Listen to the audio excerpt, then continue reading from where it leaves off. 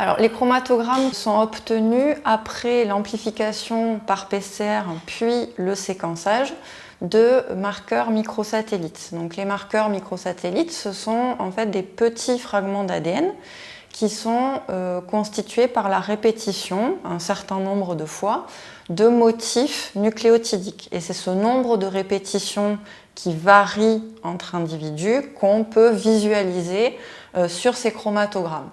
Donc ici, ce qu'on voit, en fait, c'est 3 lignes les unes au-dessous des autres, et chaque ligne va correspondre à un individu.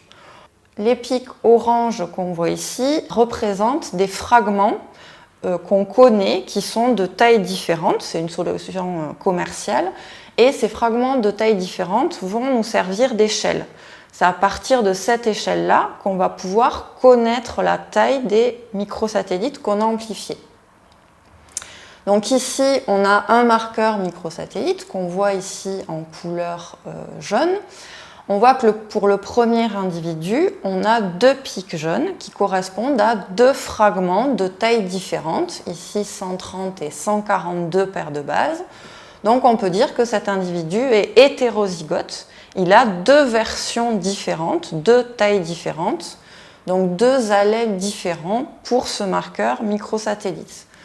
L'individu qui est en dessous, on voit aussi qu'il est hétérozygote puisqu'il y a 2 pics, mais on voit que les tailles ne sont pas les mêmes. Ces pics sont décalés sur cette échelle de taille.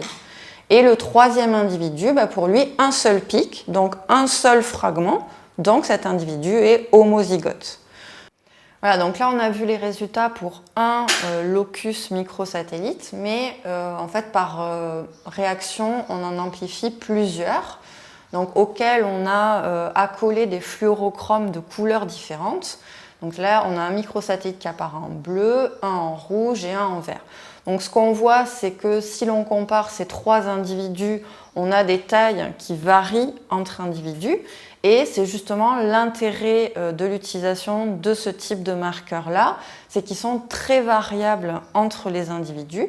Donc ensuite, ça va nous permettre, au sein de chaque population, de mesurer la diversité allélique ou par exemple le nombre d'allèles différents qu'on a au sein d'une population.